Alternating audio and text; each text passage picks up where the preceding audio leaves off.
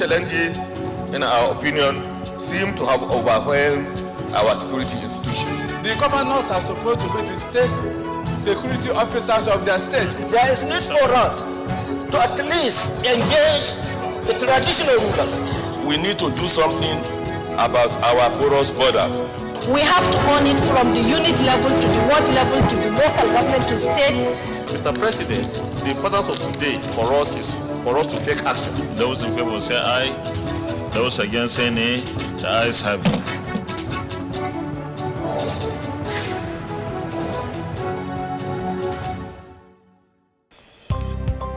This is Inside the Senate, and I am your regular host, Husaina Amina Abuki. The Senate resumed from its 2021 annual recess last week Tuesday, the 14th of September 2021. Details of the resumption will be brought to you in the next episode of Inside the Senate. In this episode, however, we will review public hearings on matters having direct impact on Nigerians, like bringing drugs dealers under one umbrella so as to control abuse, the creation of more polling units for election convenience alongside the position of Nigeria on the upgrade of telecommunication from 4G to 5G network. Stay tuned for details after the break. The Senate will send a message to the President to reap opportunities from that approach. To raise a matter of urgent public importance. And we are aware that when this particular motion comes up, for a longer term development, arrive to second the motion. Those in favor of this prayer say aye. Those against say nay. The ayes have it.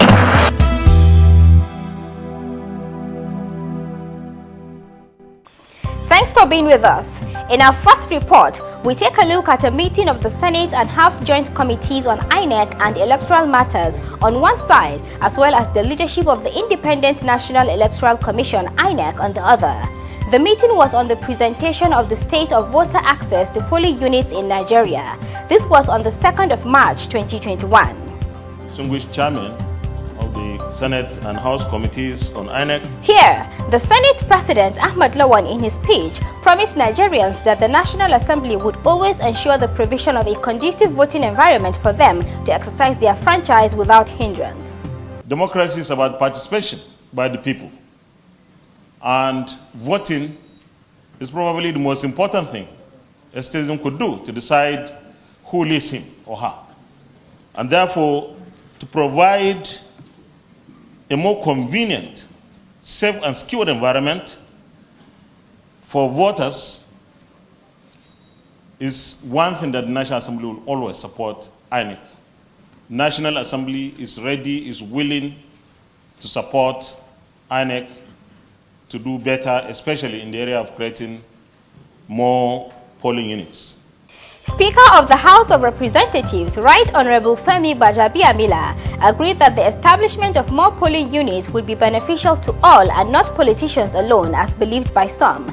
He was represented by the House Leader, Honorable Alhassan Adodogwa. Some people believe that any creation of additional polling units serve only the interests of the politicians in whose constituencies they are located, by providing them with avenues to harvest more votes.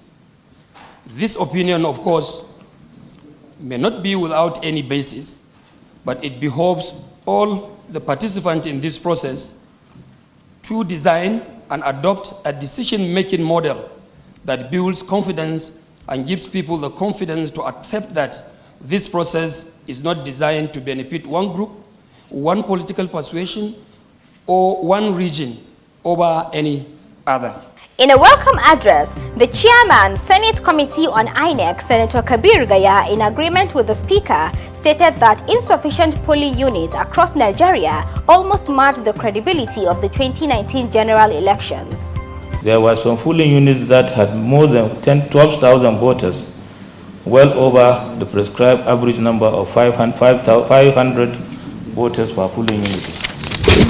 Another serious challenge by the committee is the location of some of these polling units in very difficult terrains, in an area where we are advocating for inclusiveness, when it is expected that no one is left behind in leadership and the decision-making process, where the inclusion of young persons, women, and people with disability has become the order of the day, it is good to note that even in the proposed Electoral Act 2021, these issues were well captured and provided for.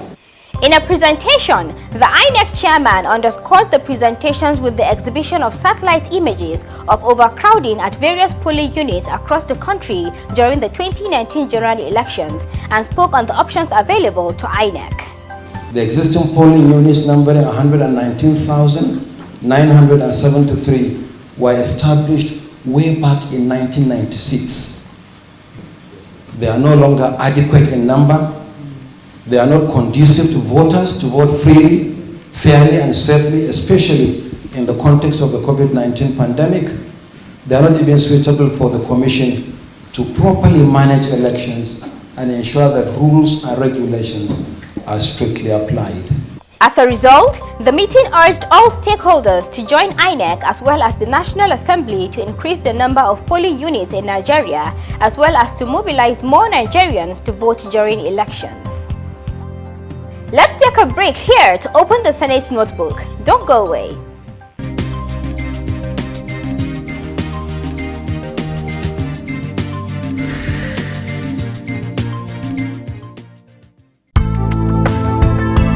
Legislative lobbying is a means of influencing legislative actions towards a policy or decision. It is championed by a lawmaker or a group of lawmakers with a view to achieving positive objectives. It could also be undertaken by civil society organizations and other pressure groups to press home their interests and desires from legislators. The only way out of the pandemic is for the population to observe the recommended measures advised by the NCDC. The Senate Committees on Health and Primary Health Care and Communicable Diseases will continue to engage with the Federal Ministry of Health and the Presidential Task Force on COVID-19. Welcome back.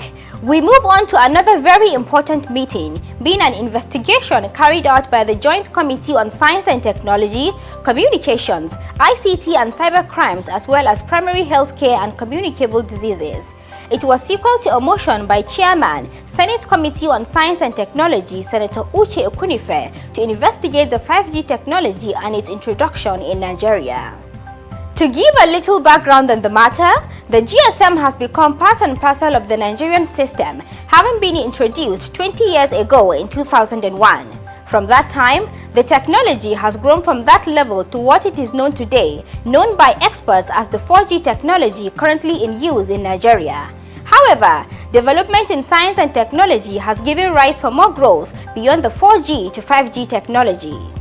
Its proponents say the 5G comes with an enormous bandwidth that has a network capable of providing wider connectivity that gives a download speed of up to 10 gigabytes per second in the deliverance of text messages, images, light videos, as well as television broadcasting, amongst other things.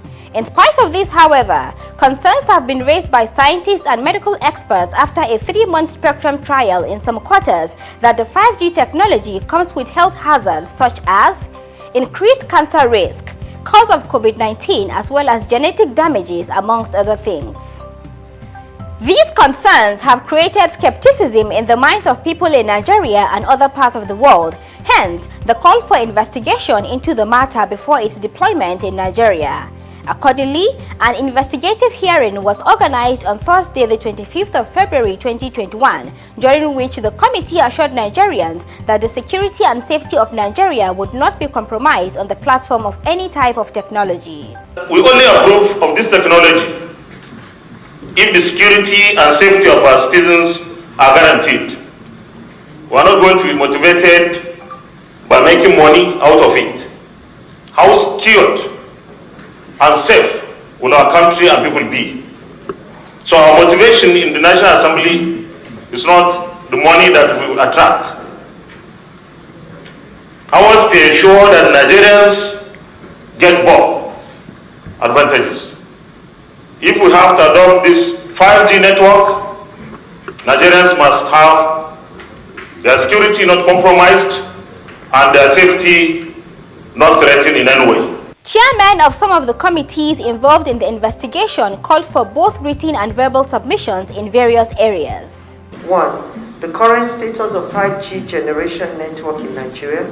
2. The state of Nigeria's readiness to deploy 5G networks.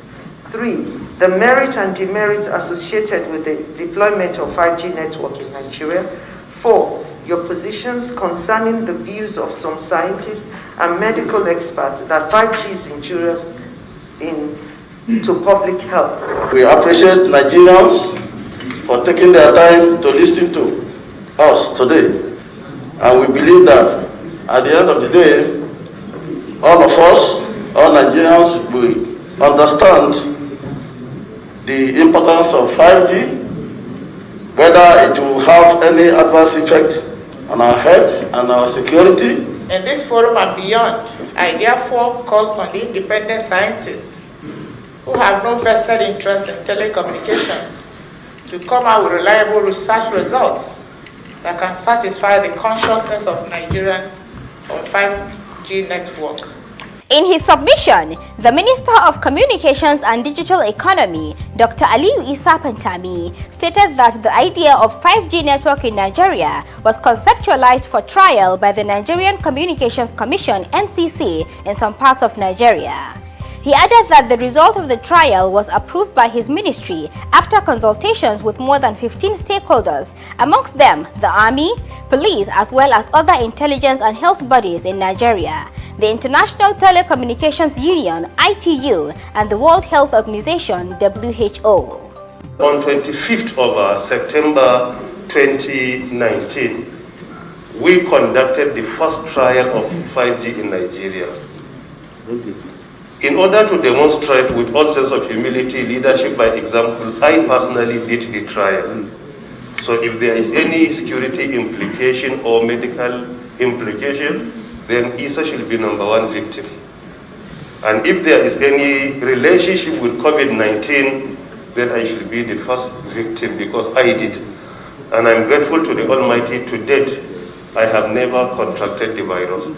But then, the Office of the National Security Advisor, ONSA, represented by its Director of Information, expressed concern over the equipment for the 5G network, stating that they may expose the nation's security system to cybercrime attack as well as military-industrial espionage. I need to emphasize this so that at least the stakeholders in the telecommunication industry will understand where we're coming from, because the national security concern is concerned for the Office of National Security and also Mr. President as well. In that guise, we are going to actually ensure on our own position, and we urge the Honorable Minister to carry the office along in the development of the policy so that we could have a robust framework to take care of these areas. One of the stakeholders advocated the removal of Nigeria from dependency on foreign technology. We have to, as a nation, strengthen our research and development platforms, form them very well, so that we will not continue to rely solely on foreign technologies. The National Agency for Science and Engineering Infrastructure, NASENI, the Cancer Clinical Trials Office, CCTO, as well as network providers were represented at the hearing. They each gave the opinions of their organizations about the health effects of one of the areas of concern of the 5G, the frequency range. Is it really safe for human? And we checked that that range is not, it's very safe, because the range, the worst they will use is about 300 gigahertz. And then for that range, it is non-ionizing. It won't do you any damage. The only thing you only have is just heating effect. So for that reason, we are really in support of it. So the deployment is really necessary. There is no convincing scientific evidence that the weak radio frequency signal from base station, meaning the 5G as well, and wireless network cause adverse health effect. This phone that I'm holding radiates 6 times more than the base station we're talking about for 5G. So meaning that when you're putting it on here, you have 6 times of radiation compared to the 5G we're talking about. 5G is a much smaller footprint. A lot of it is called small cells, and it will be far reduced. It will sit on lampposts, literally on the sides of buildings, not the large-scale towers that you see now. So it's a different type of deployment. So the environmental impact is lessened as well. So I think I should mention that. With this, the committee chairman, Senator Oluremi Tinubu, promised to present a report of the hearing to Senate plenary, even while expressing the hope that the doubt about the 5G network would be put to rest. I believe that all this submission will really put to rest all the fears of Nigerians, and also that Nigeria is also looking forward to having 5G network. The report of the investigative hearing was compiled and presented to Senate plenary by Senator Oluremi Tinubu on Wednesday, the 19th of May, 2021.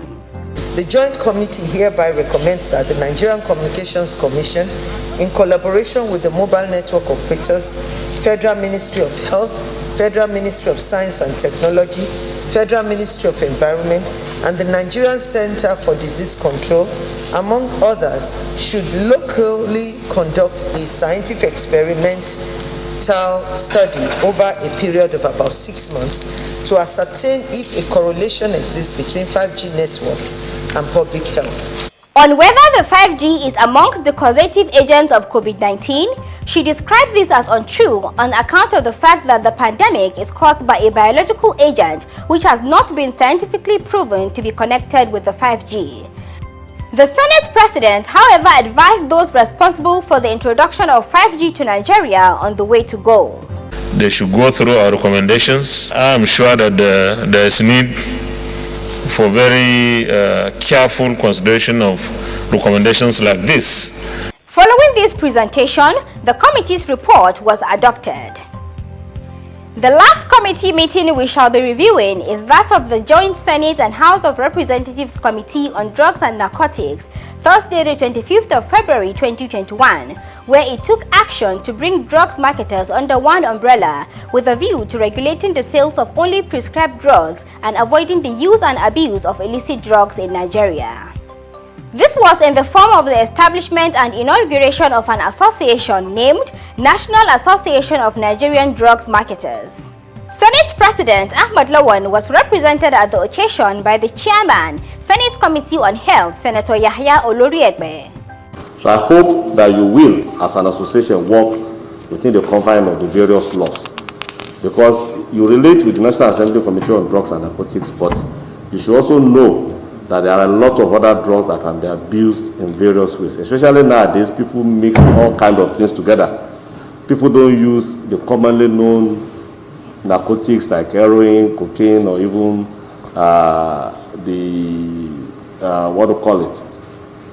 the anxiety or depressive drugs. People use all kinds of other chemicals. The committee chairman, Senator Hezekiah Dimka, in his remarks, gave an insight into the link between the use of illicit drugs and insecurity. The drug abuse, trafficking, and crime are interrelated and have negatively impacted so much in the country through crime and insecurity.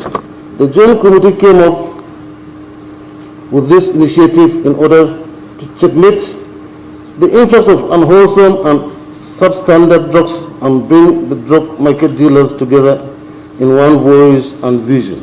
Also speaking, Chairman, House of Representatives Committee on Drugs and Narcotics, Honorable Francis Otaawu, spoke on the negative effects of the use of fake drugs in human beings. Fake drug proliferation has led to treatment failure, organ dysfunction, or damages, worsening the chronic disease conditions in the death of many Nigerians. The Minister of Health was represented by pharmacist Yakubu James. He spoke on the position of the ministry on the menace of narcotics and drugs abuse. The ministry, on its part, approaches the issue of the menace of drug abuse via two-pronged, in two ways. There is the harm reduction unit that is domiciled in the Department of Hospital Services, and there is also drug abuse, narcotics and drug abuse program that is domiciled in the Department of Food and Drug Services, and looks forward to really working with NANDROM to curb the excesses and the menace of drug abuse in Nigeria.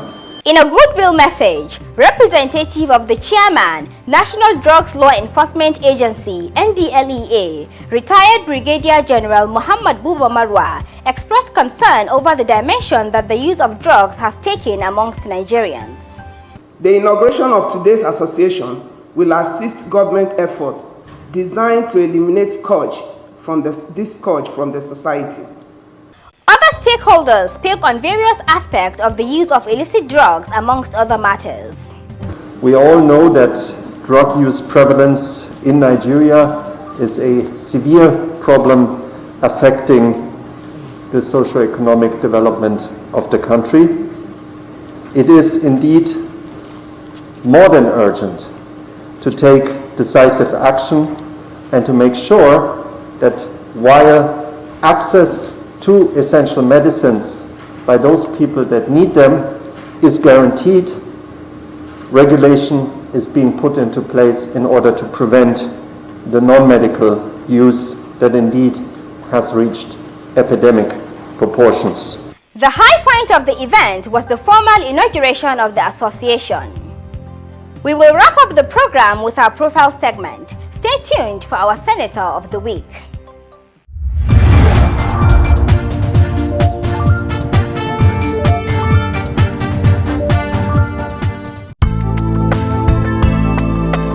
Senator Muhammad Danjuma Ogie represents Gombe Central Senatorial District under the APC. He attended primary school in Gombe State for his first school leaving certificate and Bauchi Teachers College for his grade 2 teacher certificate in 1977. He also earned a Bachelor of Science degree in Political Science from the Ahmadu Bello University Zaria.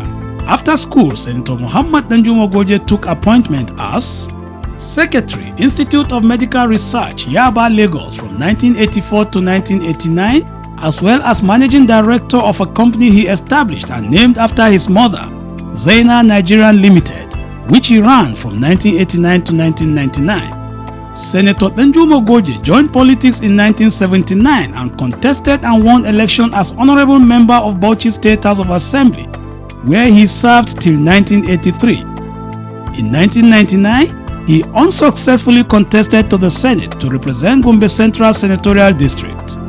He was thereafter appointed Minister of State for Power and Steel, a position he held from 1999 to 2001. In 2003, he contested and won election as Governor of Gombe State, serving 2 terms from 2003 to 2007 and 2007 to 2011. Immediately after his tenure as Governor, Senator Danjuma Ogie contested to the Senate and won under PDP in the 2011 general elections and served till 2015. He defected to APC, contested and won election again in 2015, serving till 2019, and for the 3rd time, won in the 2019 general election and serving till date. In the Senate, Senator Muhammad Danjuma Ogie is the Chairman, Senate Committee on Maritime Transportation and a member of several other committees. His legislative interests include agriculture, education, as well as security, amongst others.